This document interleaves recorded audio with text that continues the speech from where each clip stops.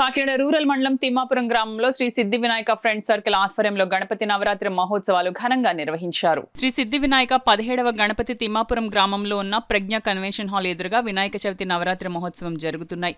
తిమ్మాపురం గ్రామ జనసేన పార్టీ గౌరవ అధ్యక్షులు మాధవరపు తాతాజీ ఆధ్వర్యంలో ఘనంగా నిర్వహిస్తున్నారు. పీటల మీద యేసు సోమేశ్వరరావు దంపతులచే సుబ్రహ్మణ్యం పూజారిచే పూజా కార్యక్రమం జరిగింది. మాధవరపు తాతాజీ మాట్లాడుతూ ప్రతి సంవత్సరం వినాయక చవితి మహోత్సవం ఘనంగా నిర్వహిస్తున్నామన్నారు. 6వ తారీఖు స్వామివారిని ఊరేగింపు అనంతరం 11వ తారీఖు భారీ అన్నదానం నిర్వహిస్తున్నామన్నారు.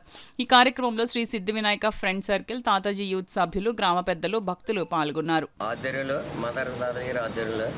ఇక్కడ తిమ్మాపురం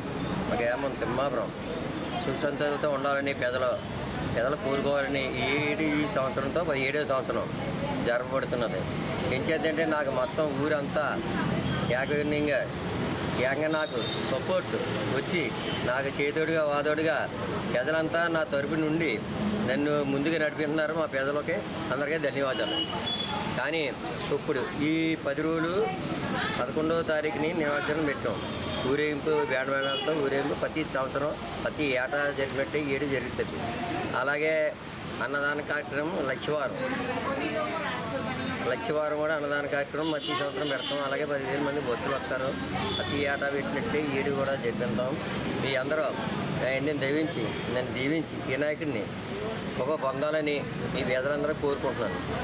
500 నుంచి 600, 700 మంది ఎంతమంది స్వాములు వస్తాయి. మన చుట్టుపక్కల ఉన్న గ్రామాల నుంచి ఎంతమంది స్వాములు వచ్చినా శివలు వచ్చినా భవానీలు వచ్చినా సరే వారికి పుష్టిగా విస్తరణ భోజనాలు పెట్టడం, వారిని చూసుకోవడం, అలాగే మనకి హిందూ సాంప్రదాయాన్ని ముందుకు తీసుకెళ్లే పనిలో మన తాతాజీ గారు ఎప్పుడు కూడా ముందుండి ఇలాంటి కార్యక్రమాలను చేయడం నిజంగా మన తిమ్మాపురం ప్రజలు చేసుకున్న అదృష్టంగా మనం భావించాలి.